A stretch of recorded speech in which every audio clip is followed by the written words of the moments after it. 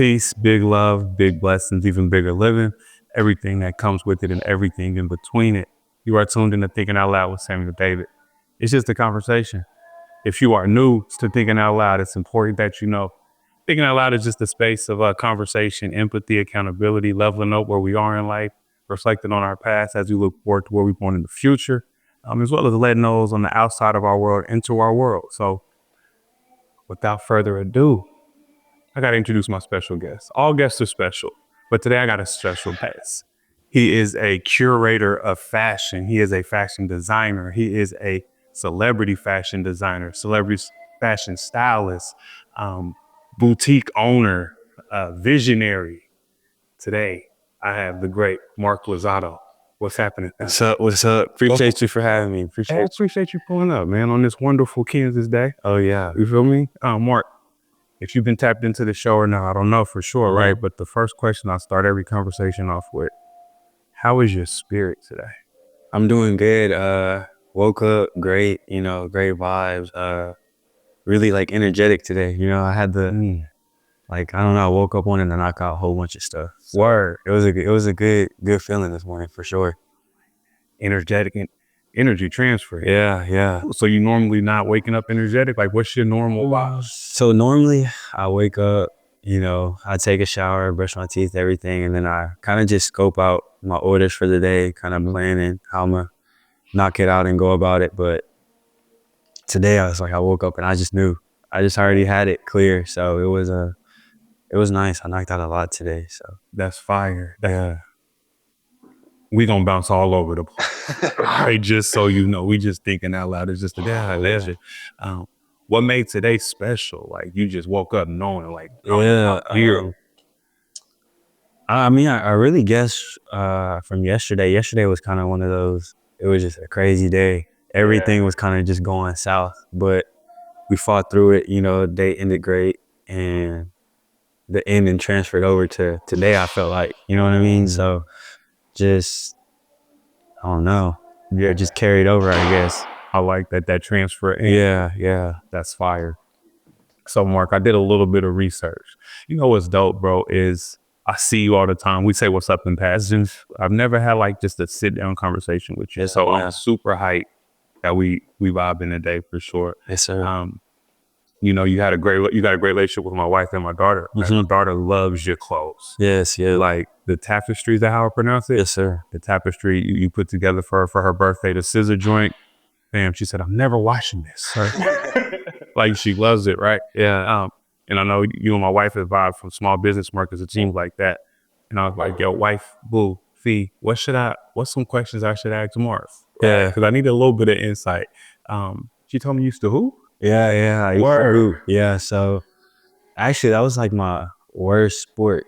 So I don't know why I had this thing when I was younger. I was just, I don't know. I was good at soccer. Okay. My best sport was baseball, and then football was good at too. So football and baseball are like my top two.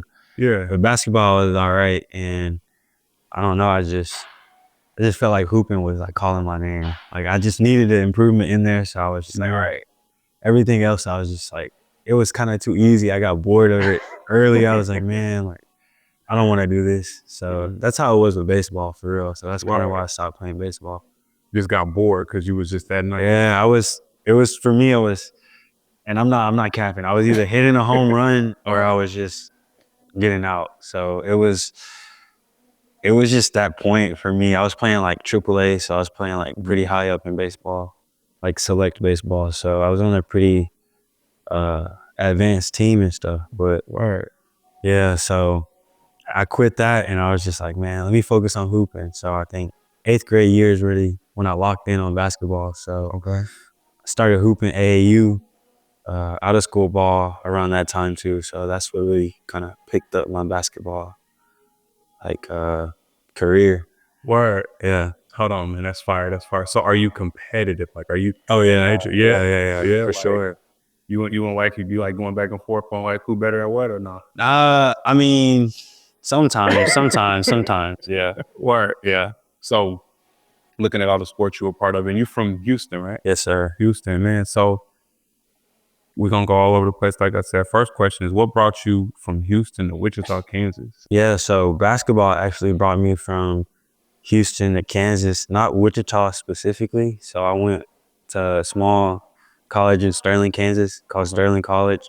It was it was just I just needed to go somewhere to hoop. It was like my last chance to use situation. I always say that, but it was. I was like, man.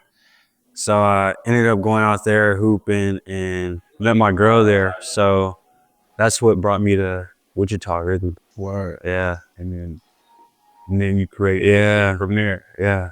So from sports to fashion, Mm-hmm. it's like that's like from sports to art. I mean, if you athletic, you athletic. Yeah, Yeah, big, you get yeah. busy, right? But what prompted that transition from saying, okay, I want to pursue athletics to let me Yeah. get the gear going? So I guess I always had the creative mind. I always was like hands on, whether it be like wood shop or tape shop or anything growing up. And then seeing my mom make pants and paint stuff, when I was younger. So that was really it. Just seeing that. And then during the time when I was hooping and playing, like doing all these tournaments outside of school, the Nike Elite sock, Yeah. that was like popping. That was like the fashion statement on the court. You know what I mean? Like my accessories on the court, I was always fresh on the court. So I always had Gaties, LeBrons, Kyries, all the different colorways of the shoes. So I was definitely more into my fashion on the court than I was like in school. In school, I was just kind of cozy and stuff. So that's where it kind of like, I guess my fashion really started. I was customizing socks as a freshman in high school, and I was just selling them during passing periods. So that was the first thing I really experimented with the clothing with socks.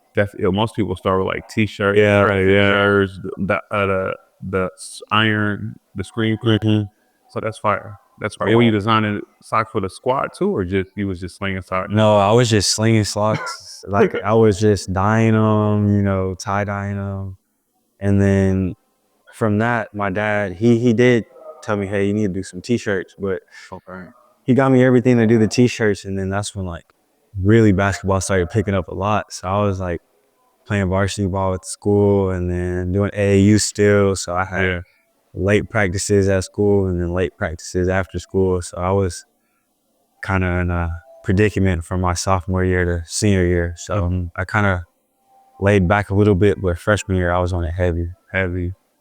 So sports, man, I love one of the many things that I love about athletes is like the discipline. Yeah. Right. Like it's a crazy discipline that athletes practice, because it's like the pun intended, of course. Right. Does that discipline translate to you now, or now that you're not in sports, it's kind of like, yo, I'm just. Yeah. It definitely, it has transferred for sure. I feel like that's another reason why I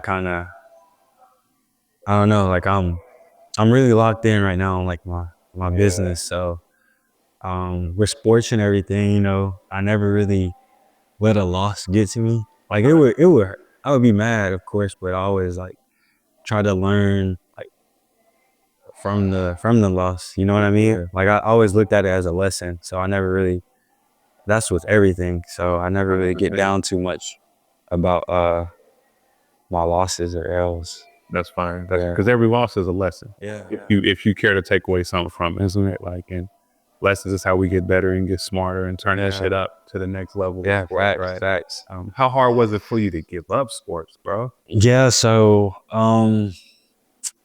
it was hard, but it wasn't like the last. I wasn't like, damn. Like I always kind of knew, like So you weren't planning to go to the league type situation? No, not for basketball. Like I was like, man, I'm all right. I know I could go to college. I was just trying to get a scholarship, get school paid for. But I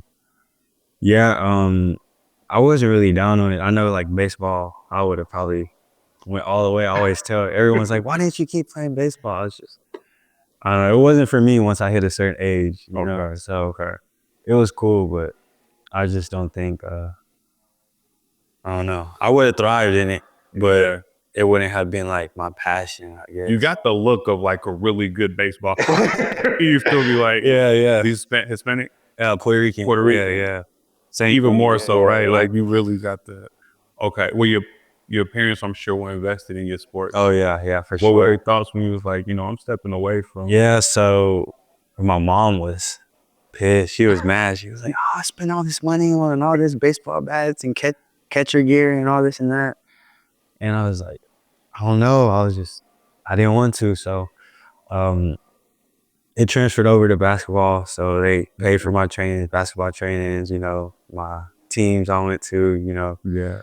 Um, out of state tournaments, all that stuff. So my parents definitely were invested a lot in my sports career. They weren't upset with whatever decision I made. They were happy. So They want to see you shine. Yeah, Yeah, I want to see you shine. Yeah. Of course, right. So then transitioning into fashion. Like when did it hit you like, oh, this is my gift. Like I'm really good at this. yeah, honestly, I never really thought about it like that. I never really thought about it. I always just been making stuff. You know what I mean? Okay. So I guess what got me into like really making clothing like consistently was I saw this dude during COVID. He flipped an NFL jersey and NBA jersey into a pair of shorts. And I was like, dang, that's tough. Like, I really want those. And I went on the website. It was pretty up there. I was like, man, I can't afford this right now. So Yeah. I went out, bought a sewing machine and some jerseys and just flipped it from there. And then at that point I was like, oh, this is kind of cool. I like this. So went heavy on that and just that was what the spark was for real. That moment when I got my sewing machine.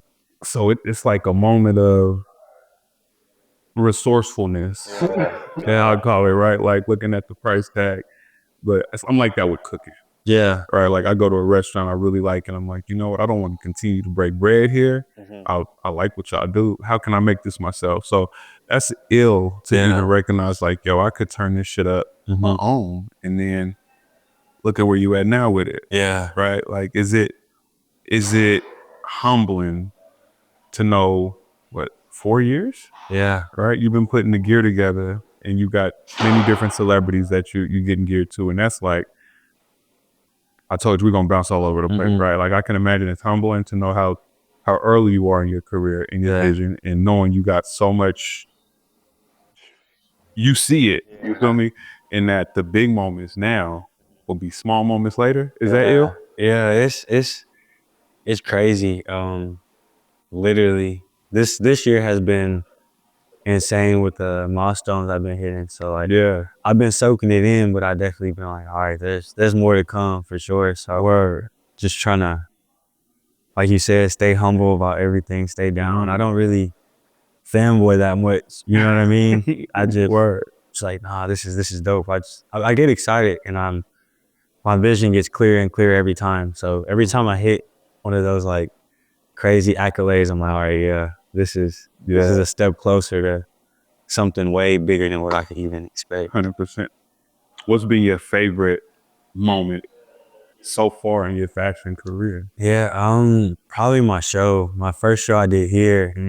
That was probably my favorite moment of my entire like whole experience of this whole journey I've been on. So that night it definitely opened my eyes because the whole process I was definitely scared, but I knew like regardless of the outcome, it was gonna be, it's just a success for me at least. But it was the outcome was way better than what I expected. Like I stood like over there by the door for a second. I just looked at everything. I was like, I just had to take it in for real. So Yeah. that was probably my most memorable.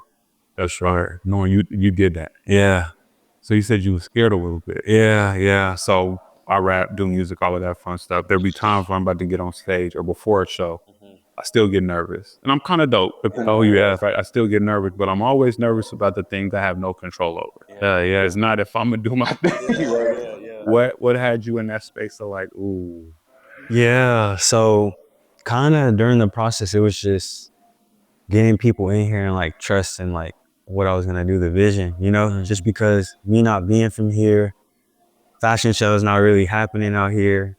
And then the location I chose obviously was a new location, and I had to get them to trust me. So it was a lot of I just threw everything. I was like, man, this is gonna work. It's gonna work. I just gotta focus on it. So Yeah. that was man, just the whole thing was, I was just scared. It was like I wasn't like afraid the whole time. I just had it was in the back of me like, man, like just because I was doing a lot. It was Yeah. the biggest event or anything I've done personally. So 100%. I got 2 kids, and I can imagine like this is your baby, yeah, right? And it's like, oh, you watch that first kid walk, and it's like, then that second one, you're like, oh, you got this. What it got that feeling for real. Next yeah. that's ill. You said trust a lot in that. Mm-hmm. Have you found challenges in getting like folks to trust the vision? Because that, Yeah. I think to like, I don't know much about that. You see, I'm a hoodie and socks type of guy, right? But I look at like, what Kanye does with the fashion, what Pharrell does with the fashion. And sometimes your vision can be so big, right, that you don't want to scale it down. It's just to get people to see it. But what challenges do you find in getting people to trust the vision? Yeah. So I guess for me it's at first it was people didn't understand that I was making a lot of stuff. They didn't know I was curating like all the fabrics and sewing everything. They're just like, oh, so I had to kind of explain to them like, hey, this is why certain things cost more. Like I'm actually making these pieces. These aren't just pieces I'm finding and thrifting and this and that. So um really just getting people to see and understand what I do. Mm-hmm. So I say the hardest thing was the trust too.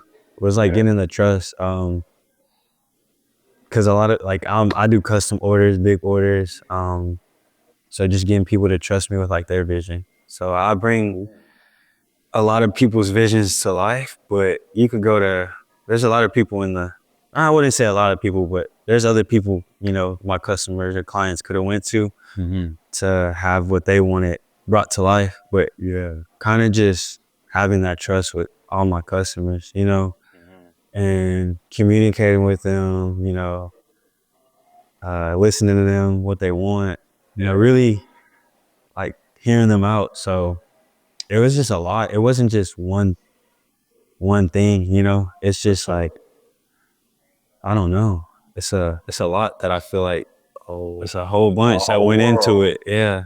That's fire. Designing custom joints, bro. Mhm. That's it. Like again, the fashion world is, it's a world. Yeah. My wife has a boutique, of course, so I get to see it firsthand, right? Like, have you had that custom where you was like, ooh, Oh yeah. I'm trying to get their vision off, but it's just not, Yes. we ain't aligned. Yes. So I'd say that's how it was my first like 2 years offering custard. Like half of my clientele, a little more actually, would be like, damn, I don't even know how I'm about to do this for you, but I'm gonna try my best. Yeah. But now it's kind of, I got enough of those clients that I want it and I capitalize on their pieces. So now it's like everyone's like, oh, I need this, I need this, I need this, I need this. So So almost going from like their vision to like them, your vision. yeah. That's ill. So it's just, the trust is there now for sure. So it's definitely built over the 4 years. But yeah, it was definitely like that at first. It was so hard.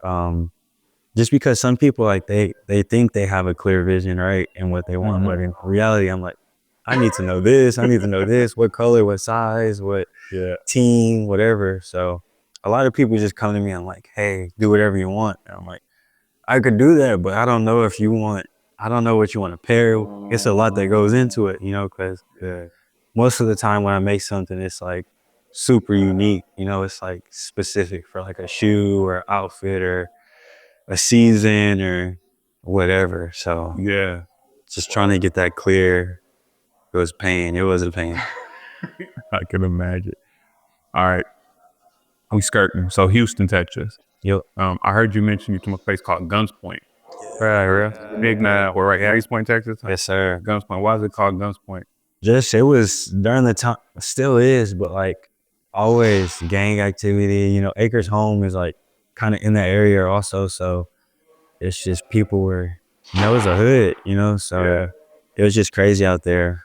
Nighttime, gunshots all the time, so people were always constantly, killing, shootings, all the time over there. So that's kind of how it's called Guns Point. You know what I mean?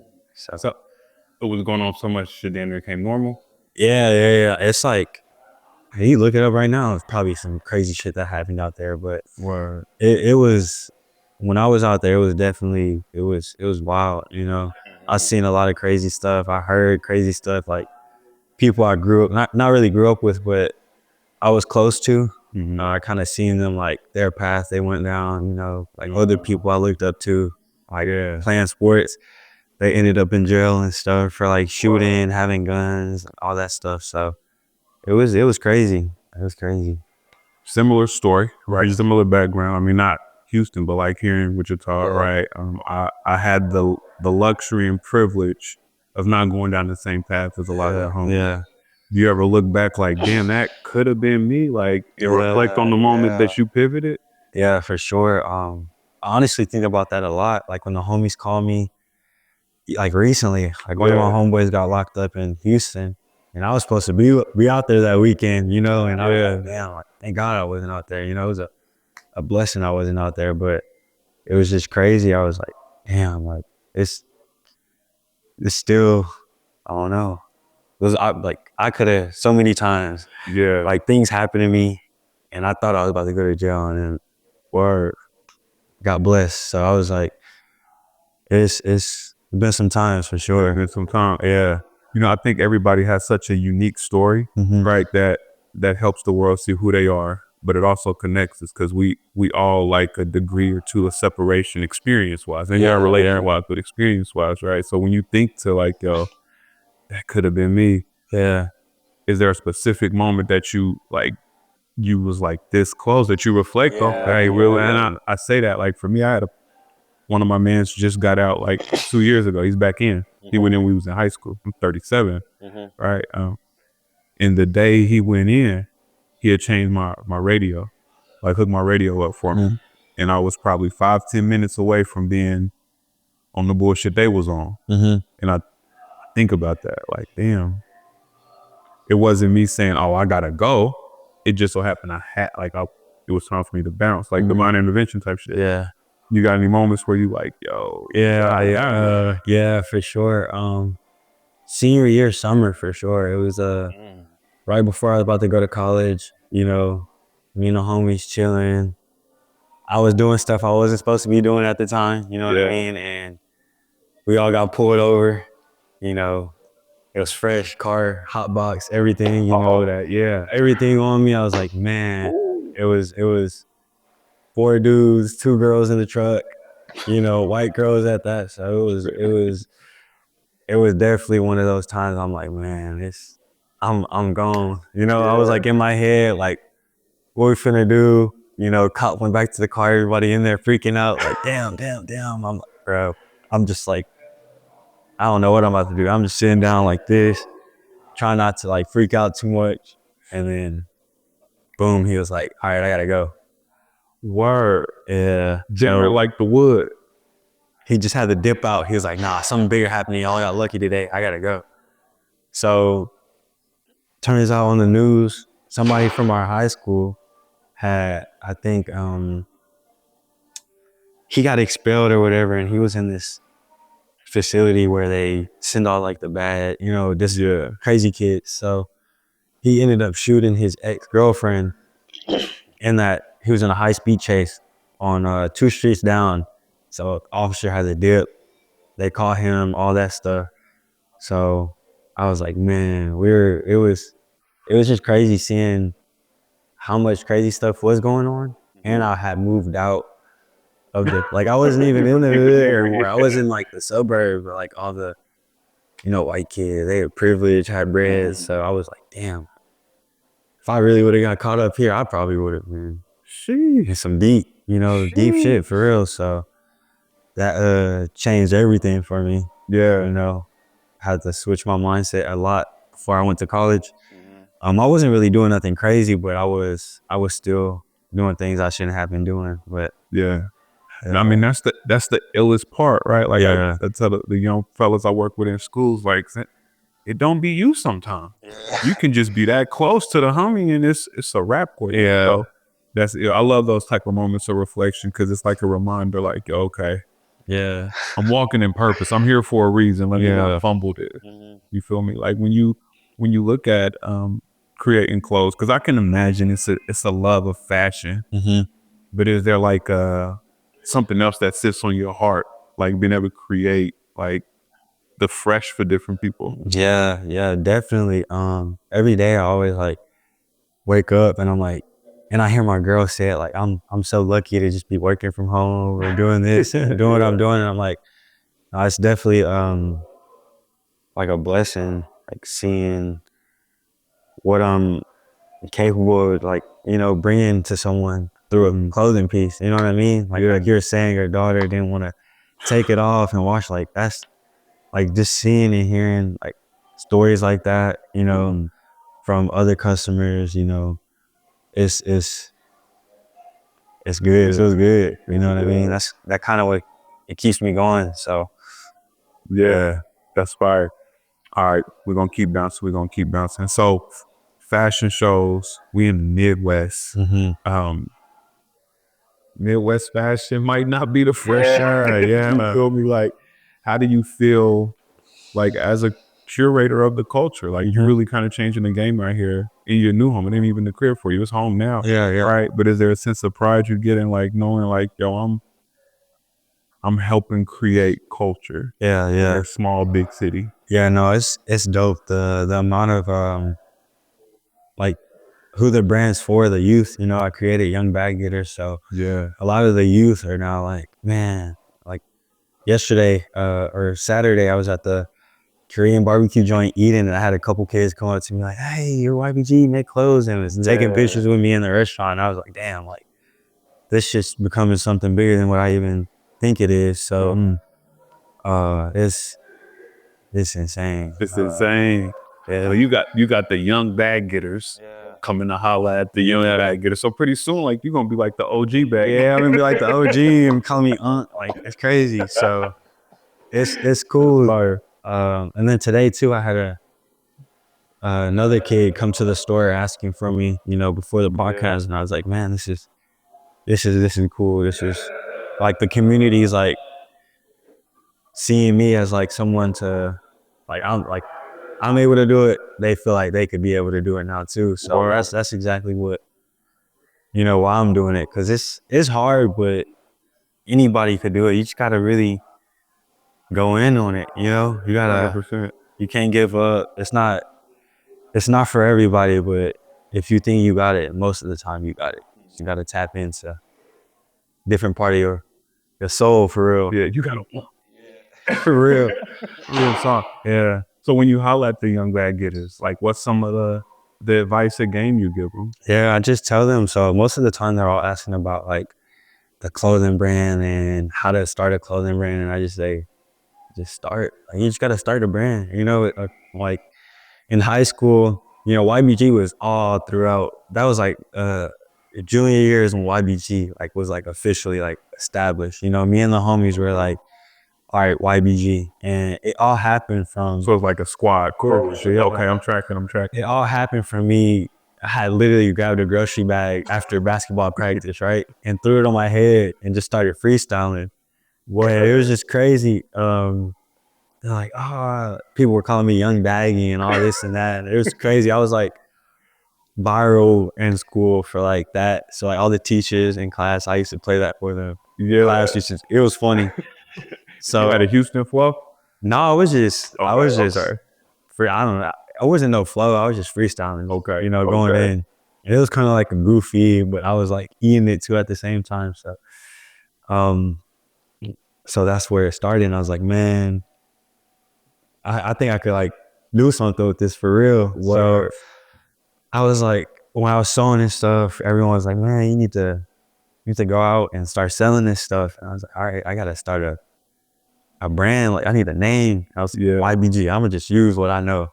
So took that, you know, thought about it, and I was like, man, we was all about our money back then. You know what I mean? Young bag getters. And I was like, that's what we was. That's what the vision was. That's what we said. And I was like, that's who I want to target. I want to target the youth, you know, or just people who are wanting to start, you know, a journey. You know, Yeah. go get your bag anyway. There's 1,000 way, like many ways. I always say there's so many ways to flip a brick. For real, for real. So that's just the meaning of the brand. Is just, you know, I want everybody to start whatever it is that they're passionate for. 100%.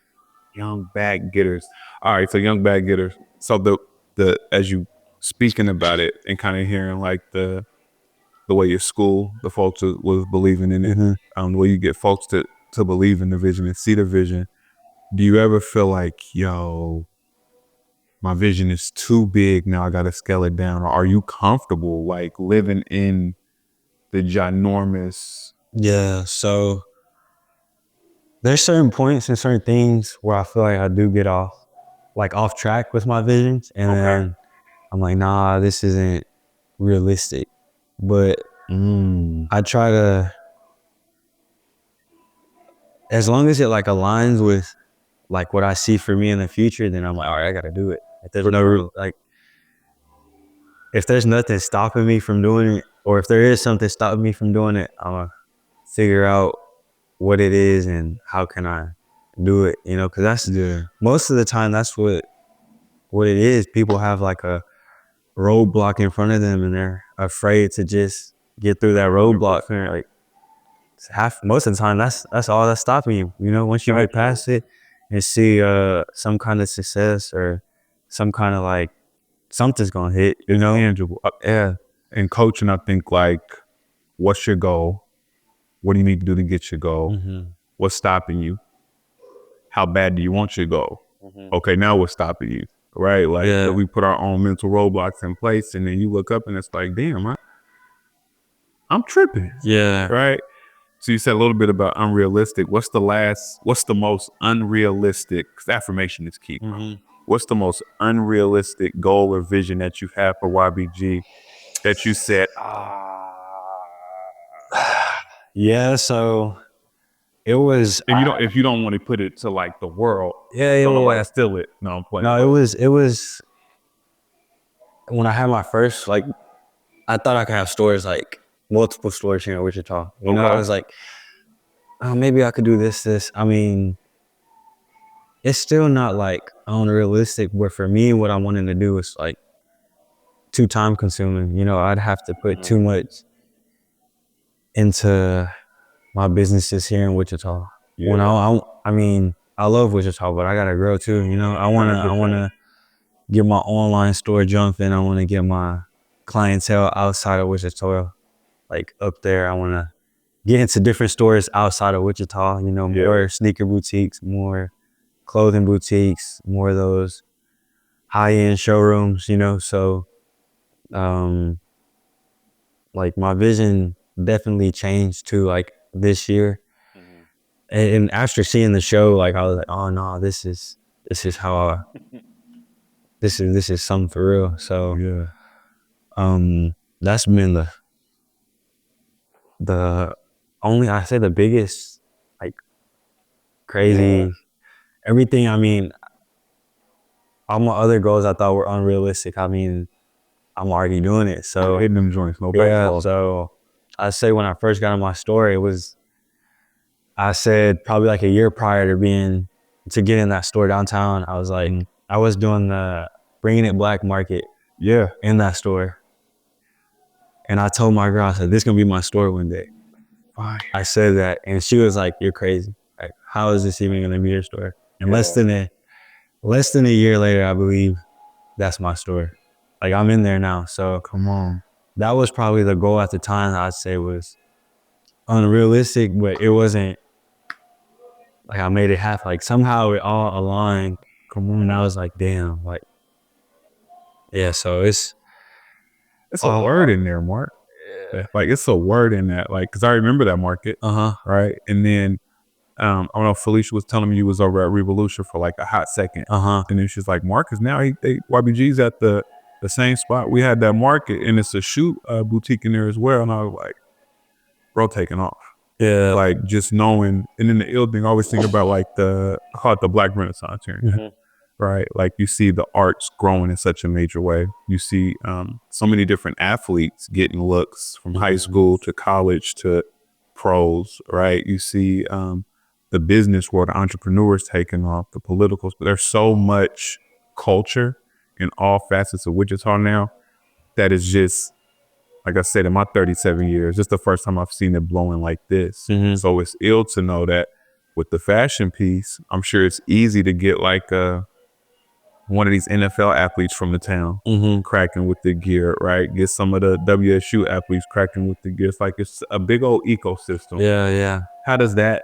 What's that love look like for you? Yeah, so it's been picking up a lot. So the other day we had the WSU guys in the store, a few of the squad members over there for the basketball team. Came in Short shorts and all. she right out of practice, you know what I'm saying? Sweatpants, you know, they had shorts on. Yeah. Yeah, they was getting some shoes, you know, clothes, trying to get some fits together, you know, but the the love out here has been real though. Like everyone from the youth to the YouTubers to the everything, the Wichita people who's popping, you know, like the Jack Eats, you know what I mean? Yeah. Everybody. I mean, everyone's starting to like, even when I go out in public now, certain people are starting to like stop me like, hey, you make clothes, right? And I'm, yeah, so I always have conversations daily now. Like every time I'm out, it's getting frequent and frequent. So Wichita is definitely starting to embrace me for real and accept what I'm doing. So That's fire. It's perfect timing, man. When I think of fashion, like we out of like the tall tee era. We're out of the era of everybody rocking the same. yeah, Like it's all about that unique piece, right? yeah. And So when you think market wise, does it feel like a niche market, or it's because I know you said you of course thinking bigger than what you are, yeah. but is it like a comfortable space of like, okay, I know I'm good.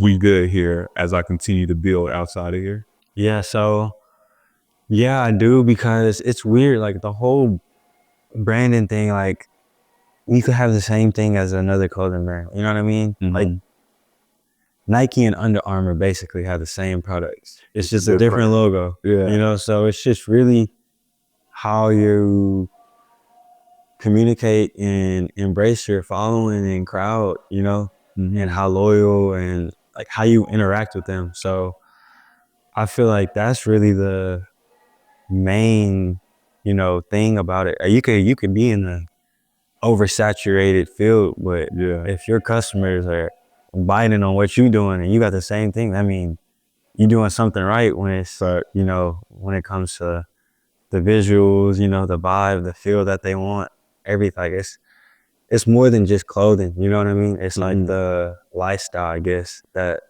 people are wanting to like buy into now, you know? So just showing them like what I do personally, like how I live, and then the lifestyle that I want to live, you know, just showing them like me as a person through clothing. So 100%. I guess that's really for anyone in the clothing industry, like how you keep your crowd, like, you know, engaged and stuff like that. So it's deeper than just making stuff, you know, because I thought it was just the clothes at first, but I feel like it's the relationship.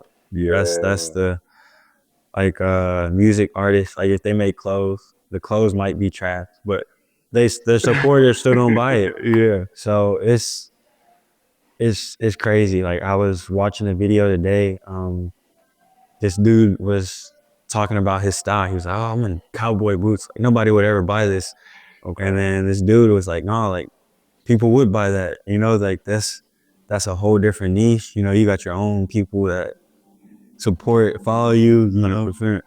So it was actually this young dude named Caprice. So he's like 18-year-old, Okay. $1 million clothing brand, you know?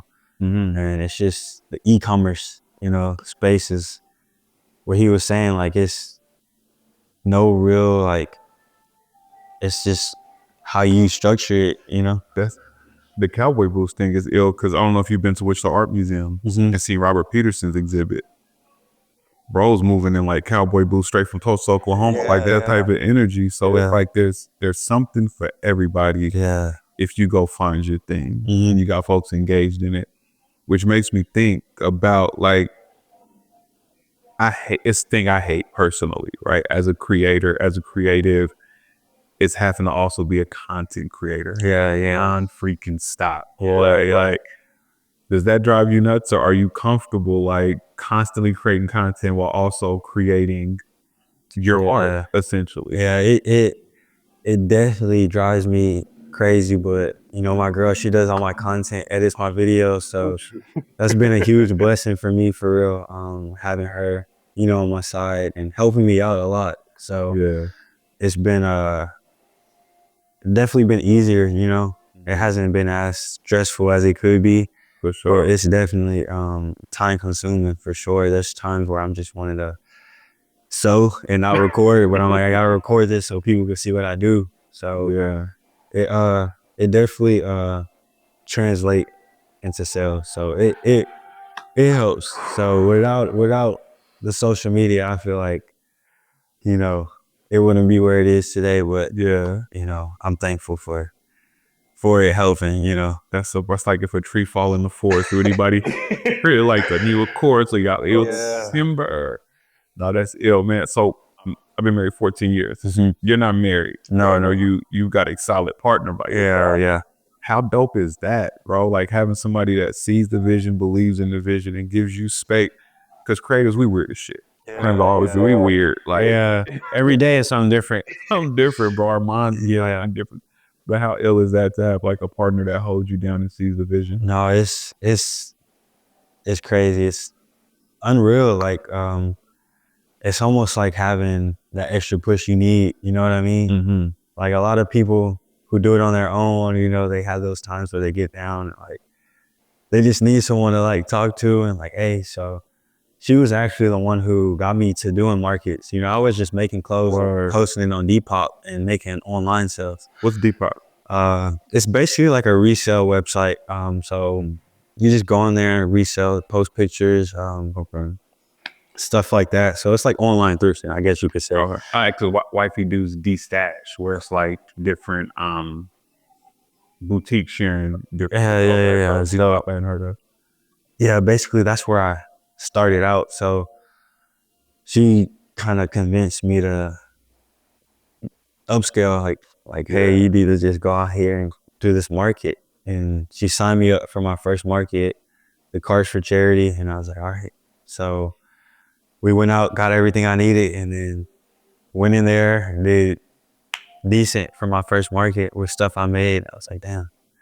And then yeah, it was kind of the push I needed. You know, if I didn't have her, I don't think I would be in the clothing industry right now and doing what I'm doing, and it wouldn't be my career, you know. Word.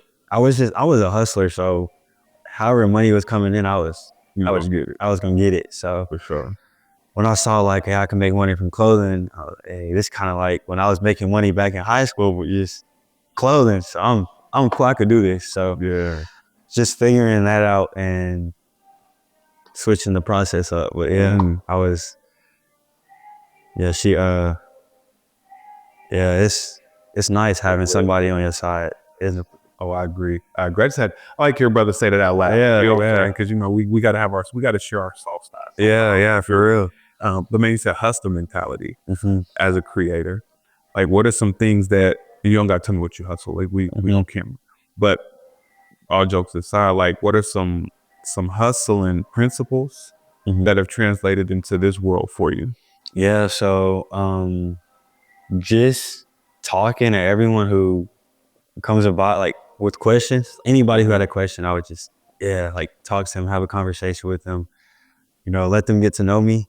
Yeah. So I feel like that's a huge thing right now with just being here in Wichita, you know, there's a lot of genuine people out here who really care and support the local businesses. So once I saw that, I was like, I got to capitalize on all this. Yeah. You know, I was always talking to people in high school. You know, I wasn't like the most popular dude in school, but I was known. Like a lot of people came up to me, talked to me. You know, so even people now like who I didn't talk to in school, they see what I'm doing and like message me on Instagram like, hey bro, like you inspired me to do this and this and that. So it's been crazy, like everything.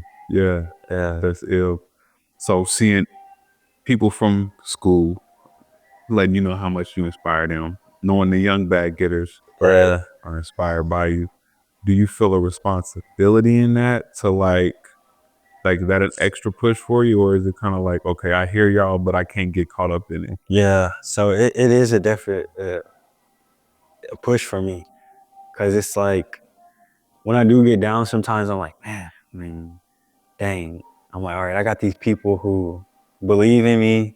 Yeah. Like so many people believe in me and believe in my vision now. It's like they believe like I could do something way bigger than what I was originally believing. And I was like, man, I can't let all this support and all this build up that's happened. I can't just throw it away now. So it's really what keeps me going, you know, for sure. Hey, like everyone, you know, if I didn't get the buzz or if I didn't hear, you know, or see the responses or the lives that I'm changing through clothing, you know, I'll be like, I don't think it would be the same, you know.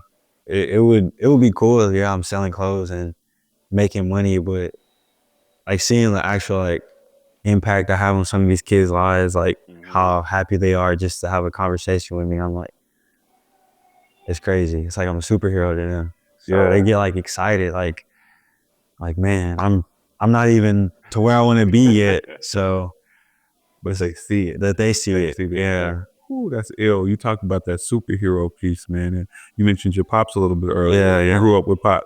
So did you have a superhero like or somebody that moved you or inspired you Yeah, as a young bag getter? yeah. So my dad, he was always was a hustler. He always was doing something handy with his hands on. Yeah. And then he did his own restaurant. And when I saw him do that, that's when I was like, oh, like this is different. And I saw the like how it grew from like a small food truck to a huge food truck to a restaurant. So it was, and my parents weren't together, so it's their Okay. co-parenting me. And I'm thankful like my parents did great at co-parenting. Like my mom, my dad, like they both made sure I had what I needed. I never was like hungry. I never went unfed. I never like had no clothes, you know. So I mean, there was times we struggled, but it wasn't like the worst. I definitely had friends who were going through worse and stuff, but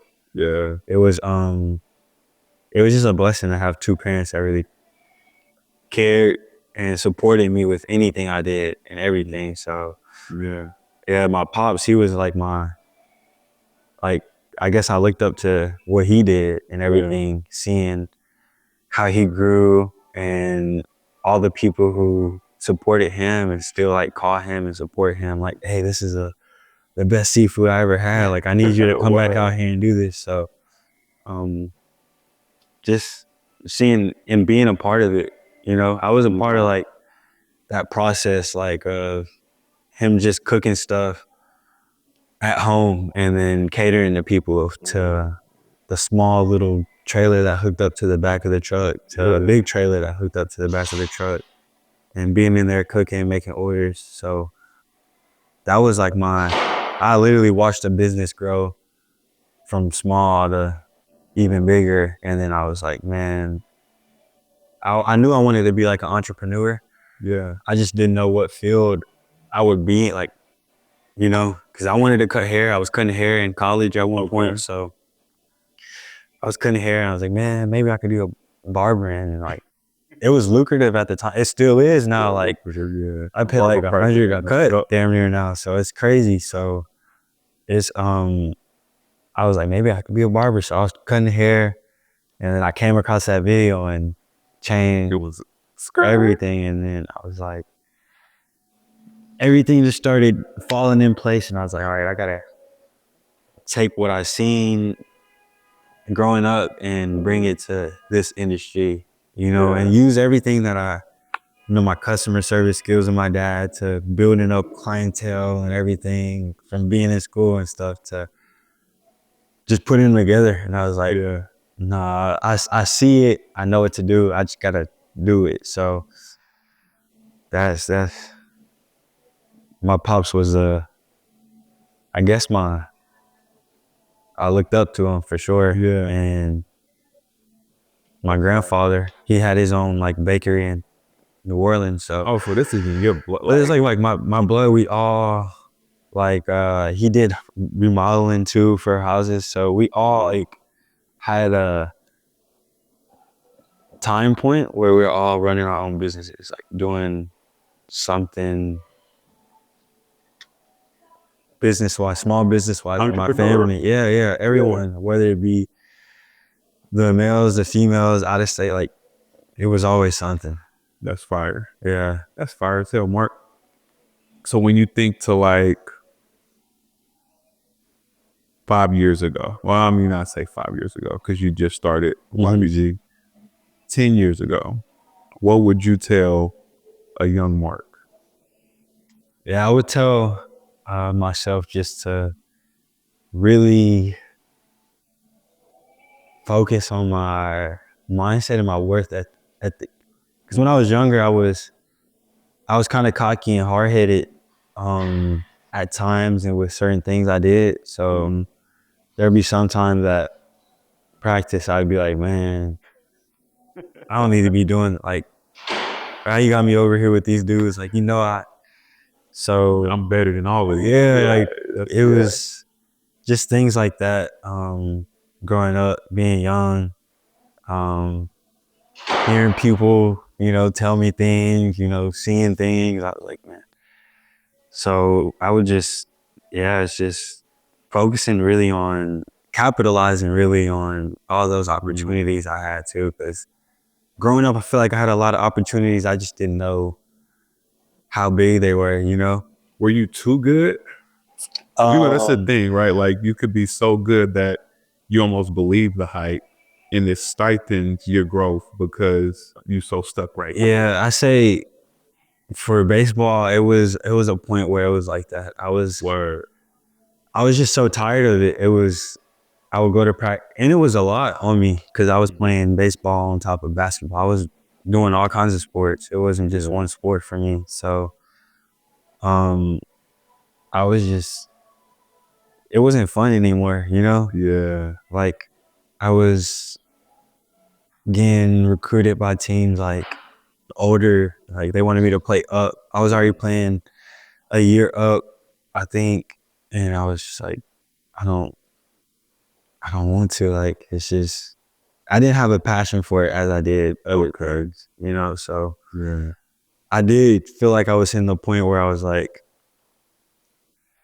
I just didn't enjoy it. It wasn't fun, So it was like I was playing competitive baseball, select baseball, and then I was good. I was having fun with other teammates I was playing with. It was eye-opening really to a lot of people. They're like, man, who is this kid? Who is this kid?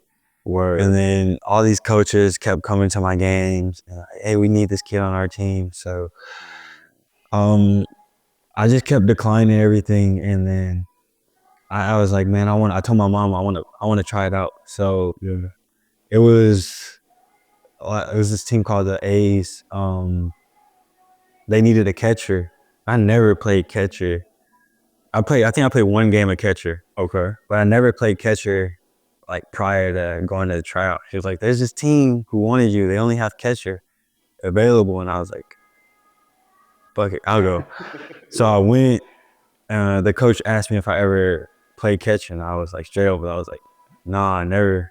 He was like, it's okay. I seen you at third and short. I was like, I believe in you. So the tryout, he had me try out as a catcher and I was doing good. And then he was like, all right, I need to see that batting again. So he went up, I was just throwing him, and I just kept pink, pink, He's homers. He was like, telling my mom, like, this ain't normal. You shouldn't be doing this. And I was like, that's kind of when my baseball career, it was 6th grade summer going to 7th grade. So 7th and 8th grade is when I was like, baseball was like boom, boom, boom. It was kind of taking over. I was still playing basketball, but just for my school. And I was playing baseball. That was like, we're traveling. We had like 6 games a weekend, you know, back-to-back games. So just the whole overall process was just insane. Do you follow youth sports now? Mm-hmm. Do you think it's like too much to give the kids like, you gonna go to the league, like that type of Yeah, so I feel like, like early on, I feel like some kids, you know, there's a handful of like, if everything, because most of the time when those kids who are cold, they already doing everything they need to because their parents, whatever.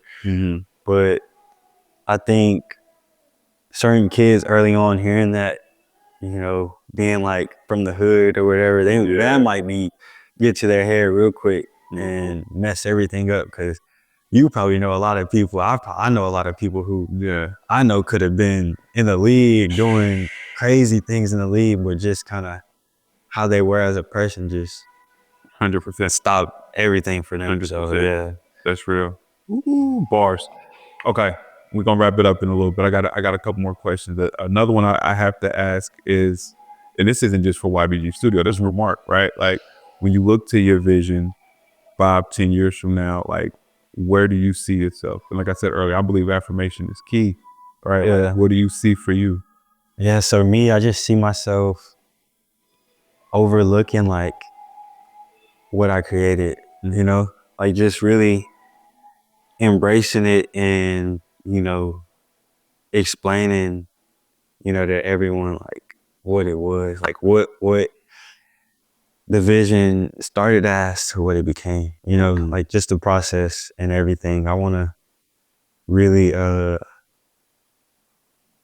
I still want YBG to be, you know, a thing, but I don't want to be the one like running it, you know, because I feel like there's going to be a point where the young kids they're not gonna want to hear what I want to say. They're not gonna see what I want to make. So I just want to see what it turns into when I'm gone. From when I'm done, like doing everything for the brand, you know, I'm just looking over it like I created this and this is what it's become, you know. 100%. So that's it. So I think to like Virgil RIP and like the Kanye, like with the Louis Vuitton thing. Like I was watching the Baby's interview on Dream Champs, and he was talking about Kanye West, like some warehouse he had where he was putting the music together. And he said he was doing so much at one time, but at the same time recording the music, he's putting together the fashion, and just like how ill that sounded to me. And like when I think YBG and I hear you speak that, I'm like, yo, the warehouse, like all like just growing bigger, like you said. Maybe not YBG, OBG. A whole back, something, right? No, man, I appreciate you just taking the time to sit and chop with me. It was dope. It's dope to get to know you. Like I said, I had not a lot of conversations, but we're gonna chop it up. And I got some work I want to do with you. Where I don't know if it will be called merchandise, streetwear, whatever it will be called, but I got some. I'm about to show you actually after we get off camera. Okay. But before we part, Mark, is there anything you want to share? Let the people know? Or So y'all been asking for a fashion show, you know, another show. I'm probably not gonna do another show this year, but I am gonna do another event this year. It's gonna be a big event December, you know, so it'll be a holiday event during those times. So everyone's welcome, you know, everyone bring the family out. But it's gonna be a vibe, you know, it's gonna be a time to shop and enjoy, you know, a good time with everyone. So fire. Just be on the lookout for that. So fire. Well, Mark, I appreciate you pulling over. I'm prayerful, hopeful, and confident that your vision continues to be seen, executed on. Everything that's for you is gonna be received, and it's out there to get, man. Yes, sir. Appreciate the vision. Thank you. I love you, bro, and I appreciate you pulling up. Love. Appreciate you. 100%. This has been Thinking Out Loud with Samuel David. My main man, Mark Lozado, YBG. And we out. Look both ways when you cross that street. Dot your I's and cross your T's. Measure twice, but cut once. Love life, live it up, bruh. The dream is good, do the work too. There ain't nothing you can't work through, and there ain't nothing I can't handle. There ain't nothing I can't handle. I look to the sky, and I thank God that I'm alive. I look to my wife, and I thank God she by my side. I've been through a lot, but I survived. It weighs on my heart from time to time, but there ain't nothing I can't handle.